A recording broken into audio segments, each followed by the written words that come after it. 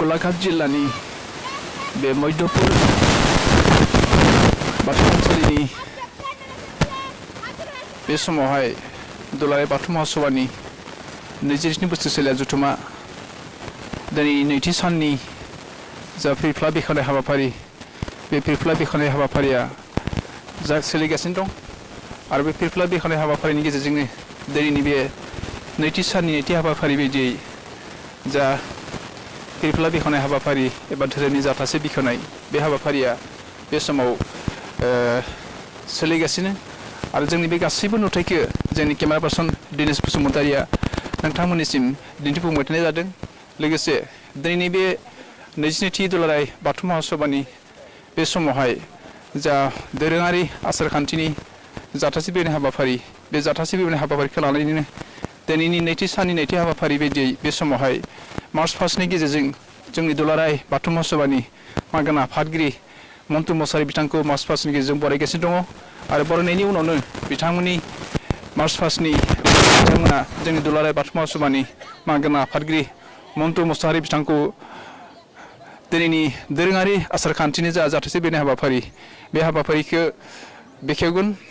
आरो दिनैनि फिरफ्लाखौ बेखेवगोन। लोगोसे जोंनि मोनफ्रोमबो दिनैनि बे हाबाफारिनि जा फिरफ्ला बेखेवनाय हाबाफारि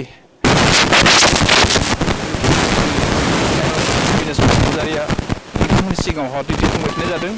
आरो बे समावहाय नोंथांमोन नुदों जोंनि दुलाराय बाथौ महासभानि जा फिरफ्ला बेखेवनाय हाबाफारि बेखौ जोंनि मानगोनां आफादगिरि मन्टु मसाहारि बिथांमोना बे समाव नोंथांमोन नुनो मोनदों गलाघाट जिल्लानि बे समावहाय 27थि दुलाराय बाथौ महासभानि जा नैथि साननि बे फुंबिलि समावहाय दुलाराय बाथौ सभानि जाथासे बेखेवनाय हाबाफारि बे जाथासे बेखेवनाय हाबाफारिखौ नोंथांमोना जोंनि बाथौ बिबुंसारनि गेजेरजों नुनो मोनदों। ओंखायनो गासैबो धोरोम सिबियारि रायजो राजा नोंथांमोनखौ जोङो खावलायदों दिनैनि बे 22थि दुलाराय बाथौ महासभानि जा सावराय मेलनि बे नैथि साननि फिरफ्ला बेखेवनाय हाबाफारि बे हाबाफारिखौ आसामनि खना खनला जिल्लाजों लोगोसे आसामनि गुबुन हादोरनि रायजो राजा बिथांमोनाबो दिनै बे हाबाफारियाव सफैनो हादों। रोजा रोजा सुबुं गमायाव दिनै बे हाबाफारिया मोनसे मेहेरगोनां हाबाफारिजों जाफुंबाय थानाय जादों आरो नोंथांमोना नुनो मोनदों जोंनि केमेरा पार्सन दिनेश बसुमतारिया नोंथांमोनखौ दिन्थिफुंबाय थानाय जादों आरो बे हाबाफारियावनो आसामनि गोबां जिल्लाजों लोगोसे आसामनि गुबुन गुबुन हादोरनि जेरै अरुणाचल मेघालय नेपाल बेबायदिनो गोबां रायजोनि थान्दै लोगोसे धोरोम सिबियारि बिथांमोना सफैनो हादों गेदेमा आलासिमोना सफैनो हादों BDCनि माखासे राजखान्थि हान्जानि दैदेनगिरि बिथांमोनाबो सफैनो हादों। दिनै गोबां धोरोम सिबियारि गेदेमा रायजो राजा बिथांमोनाबो दिनै बे हाबाफारियाव नोंथांमोना जोंनि बाथौ बिबुंसारनि केमेरा पार्सन दिनेश बसुमतारिनि दिन्थिफुंनायाव नुनो मोनदों। बे समावहाय दुलाराय बाथौ महासभानि दिनैनि बे नैथि साननि जा हाबाफारि फुंबिलिनि बे फिरफ्ला बेखेवनाय हाबाफारि बे फिरफ्ला बेखेवनाय हाबाफारिनि नुथायखौ नोंथांमोना नुगासिनो दङ। बे समाव दुलाराय बाथौ महासभानि मानगोनां आफादगिरि गेदेमा मन्टु मसाहारिया नै फिरफ्ला बेखेवनायनि जा हाबाफारि बेखौ बेखेवनो थांगासिनो। बे समाव बे हाबाफारियाव आसामनि गोबां जिल्लाजों लोगोसेनो आसामनि गुबुन हादोरनि धोरोम सिबियारि रायजो राजा बिथांमोनाबो बे हाबाफारियाव बाहागो लाफैदों। नोंथांमोना नुनो मोनदों मार्च पास्टनि मोनसे मेहेरगोनां हाबाफारिनि गेजेरजों बेबायदि समायसार नुथायनि हाबाफारिनि गेजेरजों दुलाराय बाथौ सभानि 22थि खुंथाय आफादनि जा फिरफ्ला बेखेवनाय हाबाफारि बे हाबाफारिखौ मोनसे मेहेरगोनां आरजनि गेजेरजों बेखेवबाय जोंनि दुलाराय बाथौ महासभानि मानगोनां आफादगिरि मन्टु मसाहारि बिथाङा आरो बे समावहाय फिरफ्ला बेखेवनायनि जा आरज बे आरजखौ मोनसे आब्रुथिनि गेजेरजों दिनैनि बे दोरोङारि आसारखान्थिनि जा महरजों समायना रमायना गाबहोनानै जा मोनसे फिरफ्ला बेखेवनाय हाबाफारि बे फिरफ्ला बेखेवनाय हाबाफारिखौ नोंथांमोना नुनो मोनदों। दिनै केमेरा पार्सन दिनेश बसुमतारिया दिन्थिफुंबाय थानाय जादों। लोगोसे बे फिरफ्ला बेखेवनाय हाबाफारिखौ मोनसे मेहेरगोनां मार्च पास्टनि गेजेरजों मार्च पास्टनि दैदेनगिरि आरो गलाघाट जिल्लानि गासिबो रायजो राजानि हेफाजाब आरो मददजों जाबायदि मोनसे मेहेरगोनां नुथाय होनानै महर होनानै बेबायदि धोरोमनि आसार खान्थिनि गेजेरजों बिथांमोना बेबायदि मोनसे समायना रमायना गाब होनानै दिनैनि 22 दुलाराय बाथौ महोत्सबनि जा बिफाव बेखानाय हाबाफारि बिफाव बेखानाय हाबाफारिखौ जोंनि दुलाराय बाथौ महोत्सबनि मागोना आफादगिरि मन्टु मोसाहारि बिथाङा बेखेवबाय आरो बे बेखेवनायनि गेजेरजोंनो मोनसे मेहेरगोनां आर'ज मेथाइनि गेजेरजों दिनै बिथांमोना दुलाराय बाथौ महोत्सबनि 22थि बाथौ सभानि बे फुंबिलि समनि जा फिरफिला बेखेवनाय हाबाफारि बे फिरफिला बेखेवनाय हाबाफारिखौ जोंनि दुलाराय बाथौ महोत्सबनि मानगोनां आफादगिरि बिथाङा बेखेवबाय आरो बेखेवनायनि गेजेरजोंनो दा बे समावहाय मोनसे मेहेरगोनां दोरोङारि आसार खान्थिनि जा फिरफिला बेखेवनाय आर'ज बे आर'जखौ खनगासिनो दङ नोंथांमोना नुनो मोन्दों जोंनि केमेरा पार्सन दिनेश बसुमतारिया बे समावहाय जोंनि मोनफ्रोमबो फिरफिला बेखेवनायनि हाबाफारिजों लोगोसे जोंनि नुथायफोरखौ नोंथांमोना नुनो मोन्दों आरो मोनसे समायना रमायना मार्च पास्टनि गेजेरजों जा मोनसे दिन्थिफुंनाय बेखौ जों मख'नांगोन बेखौ जों बरायनांगोन नोंथांमोना नुदों जानांगौ जोंनि जा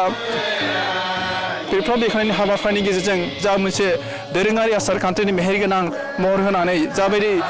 रोजा रोजा मानसिनि सुबुं गमायाव जाबायदि बेबायदि धोरोमनि आसार खान्थिनि महरजों मोनसे आलांगा बाथौ धोरोमनि आसार खान्थिनि गेजेरजों बेबायदि फिरफिला बेखेवनाय हाबाफारिखौ नोंथांमोना नुनो मोन्दों बेनि गेजेरजोंनो दिनै जोंनि केमेरा पार्सन दिनेश बसुमतारिया जाबायदि नोंथांमोनखौ दिन्थिफुंबाय थानाय जादों बे समावहाय नोंथांमोना नुनो मोन्दों बे समावहाय रोजा रोजा दिन्थिफुंनायाव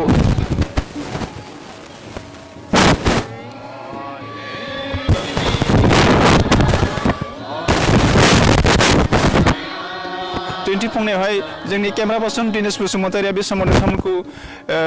दिनैनि बे नैथि साननि जा फिरफिला बेखेवनाय हाबाफारि फिरफिला बेखेवनाय हाबाफारिनि गेजेरजों जा मोनसे मेहेरगोनां आर'ज बे आर'जनि हाबाफारिजों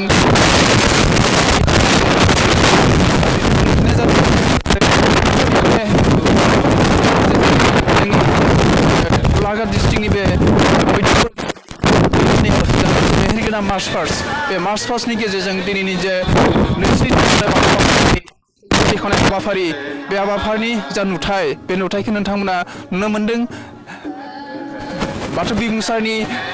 गेजेरजों आरो बाथौ बिबुंसारनि केमेरा पार्सन दिनेश बसुमतारिया बे समाव नोंथांमोनखौ जोंनि बे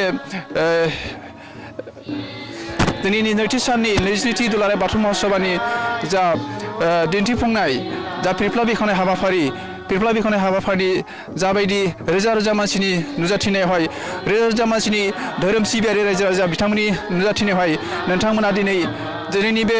जा सुबुं धोरोमारि सिबिनाय बिथांमोननि नुजाथिनायावहाय जोंनि बाथौ महोत्सबनि जा बे समाव आर'जनि हाबाफारिनि गेजेरजों दिनैनि मेहेरगोनां हाबाफारिखौ दुलाराय बाथौ महोत्सबनि मानगोनां आफादगिरि मन्टु मोसाहारि बिथाङा फिरफिलाखौ बेखेवनो हादों आरो बे फिरफिला बेखेवनायनि गेजेरजोंनो मोनसे समायना रमायना गाब होनानै जाबायदि बिथांमोना दिन्थिफुंनायनि हाबाफारि लादों गलाघाट जिल्ला दुलाराय बाथौ महोत्सबनि दैदेननायावहाय जाबायदि मोनसे समायना रमायना गाब होनानै भलन्टियार मार्च पास्टनि आरो रोजा रोजा मानसिनि सुबुं गमानि नुजाथिनायावहाय दोरोङारि आसार खान्थिनि जा नुथायजों नोंथांमोना नुनो मोन्दों आरो नोंथांमोननि गेजेराव दिनै जोंनि बाथौ बिबुंसारनि गेजेरजों जोंनि गासैबो हाबाफारिनि नुथायफोरखौ जोंनि केमेरा पार्सन दिनेश बसुमतारिया नोंथांमोननि गेजेराव दिन्थिफुंबाय थानाय जादों आरो नोंथांमोननि गेजेराव नै गलाघाट जिल्लानि बे सामलायनायाव बानजाय आफादनि सामलायनायाव जाबायदि मोनसे भलन्टियारि मार्च पास्टनि मोनसे मेहेरगोनां नुथायनि गेजेरजों जाखिनि नोंथांमोना नुनो मोन्दों आरो बेखौ जों गनायनांगोन बाख्नायनांगोन गलाघाट डिस्ट्रिक्ट बे सामलाय आफादनि जा मार्च पास्ट बे मार्च पास्टनि मोनसे समायना रमायना बर'नि आसार खान्थि धोरोम आसार खान्थिनि गाननाय जोमनायजों जाबायदि बिथांमोना गाबहोनानै बे समावहाय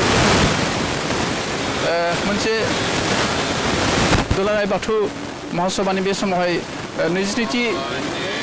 बे सावराय जथुम्मानि गेजेरजों जा फिरफिला बेखेवनाय हाबाफारि बे फिरफिला बेखेवनाय हाबाफारियाव जाबायदि मोनसे गाब गोनां महर होनानै दुलाराय बाथौ सभानि 22थि खुंगा बे समावहाय फिरफिला बेखेवनाय हाबाफारिया सोलिगासिनो आरो जोंनि बे फिरफिला बेखेवनाय हाबाफारिखौ जोंनि दुलाराय बाथौ महोत्सबनि मानगोनां आफादगिरि गेदेमा मन्टु मोसाहारि बिथाङा एसे सिगाङावसो फिरफिला बेखेवदों आरो एसे सिगाङावसो बिथाङा बे फिरफिला बेखेवनायनि हाबाफारियाव दाबो मुखुब दङ आरो बेनि गेजेरजोंनो बे मोनसे मेहेरगोनां आर'ज हानजानि गेजेरजों आर'ज मेथाइनि गेजेरजों दिनैनि बे नैथि साननि जा फेफ्ला दैखांनाय हाबाफारि बे हाबाफारिखौ दुलाराय बाथौ सभा महासभानि मानगोनां आफादगिरि मन्टु मोसाहारि दुलाराय बाथौ सभानि मानगोनां गाहाय नेहाथारि दिनेश बर' आरो बेबायदिनो दुलाराय बाथौ महासभानि गासैबो जिल्लानि दैदेनगिरि गासैबो जिल्लानि धोरोम सिबियारि थान्दै नोजोरबोआरि गासैबो बे समावहाय नोंथांमोननि गेजेराव बेबायदि मोनसे मेहेरगोनां आब्रुथिनि गेजेरजों महर होनानै दिन्थिफुंबाय थानाय जादों आरो बे दिन्थिफुंनायखौ जोंनि केमेरा पार्सन दिनेश बसुमतारिया दिन्थिफुंबाय थादों आरो नोंथांमोना नुनो मोन्दों 20 दुलाराय बाथौ महासभानि जा बे समावहाय ओरैबायदि मोनसे महर होनानै मार्च पास्टनि गेजेरजों जा बरायदों जा दिन्थिफुंदों बेखौ हयथ' नोंथांमोना मोनदां हादों बे नुथायनि गेजेरजों नोंथांमोना मोनथिनो हादों दुलाराय बाथौ महासभानि जा थांखि जा नोजोर